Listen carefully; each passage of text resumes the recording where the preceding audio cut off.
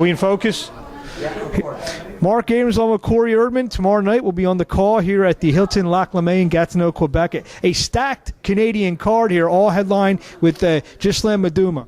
Yeah, I mean, Ghislain Maduma, and this is not me trying to sell you the fight. Obviously, I want you guys out there to tune in and watch, but there are people in Canada, boxing experts, and not just Maduma's promoter, the Tiger Promotions, but other promoters who have fighters in and around the same weight class will tell you Ghislain Maduma might be the next Canadian star and might be, in terms of pure talent, the guy in Canada right now, the next guy behind maybe Jean, who also happens to be in the same stable. So this is one you really don't want to miss. He's a guy that a lot of people haven't seen outside of one ESPN date, and that was really early on in his career. I think he's made some real progress, and it'll be a treat to watch him tomorrow night. Like we said, a stacked card, a lot of international flavor.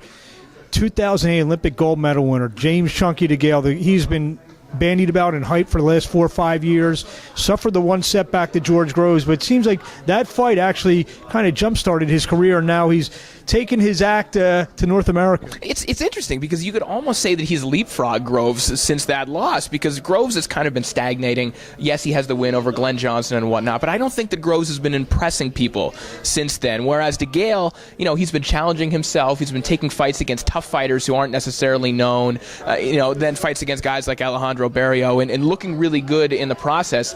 I think since he signed with Hennessy Sports, and obviously he had tremendous disagreements with Frank Warren, but they seem to be on the same wavelength as far as where he's at in his career and how quickly he wants to move. He seems to want to fight often, and Hennessy wants to put him in there often, and that can only be good for a guy with only 15 pro fights. And with all that amateur experience, and he's got a European Championship, WBC Silver Championship, he's probably closer than not close to fight for a world title.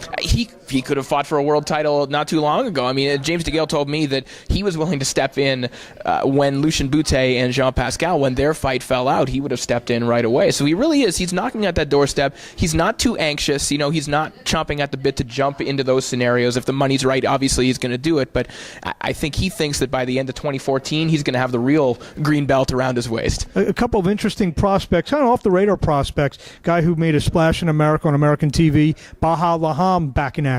Yeah, Baja is always really fun to watch, and I think he surprised a lot of people. I think he surprised Tyler Asselstein and Hennessy Sports when he upset him on ESPN. Baja's been around the Canadian scene for a little while. He took 4 years off at one point. He was signed to Interbox. There was some buzz about him, and then he kind of went away. But since he came back, he's been more motivated, and I think he's a better fighter since he took the time off. I don't think rust has been an issue with him so much as he's improved. He's a guy who's always going to come forward.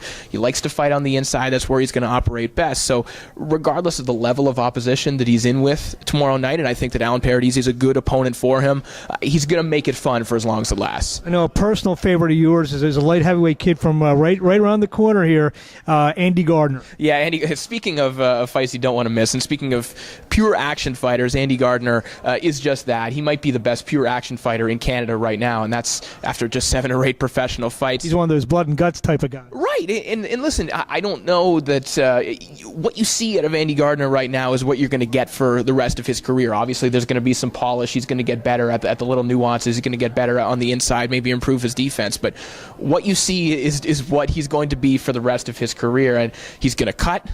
He's going to bang away on the inside. He's going to get hit, and he's going to throw a lot of leather for the light heavyweight division. We don't have the luxury of CompuBox all the time when we watch Andy Gardner, but I will warn to guess that he's well over the light heavyweight average of punches. So again, this is one that it's going to be fun no matter how long it lasts. One more kid I want to touch on. He's come off his first professional defeat, but the American fans saw me.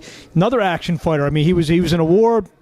He got stopped, but Tony Lightning Luis trying to reprieve himself from his last outing. Yeah, I mean, how does he bounce back? I mean, I don't think that Maurice Goico is going to be the guy that tells us is Tony Luis back or not, or what's going to happen. This is to get Tony busy again and to get his confidence back in the ring. But listen, these are dire straits for Tony Luis. He has a 4-year, 4-fight per year deal with Greg Cohen, but one more loss, and Greg Cohen has the option of releasing him outright. So every fight is do or die for Tony Luis in the literal sense. I mean, every fighter will tell you this is the biggest fight of my career.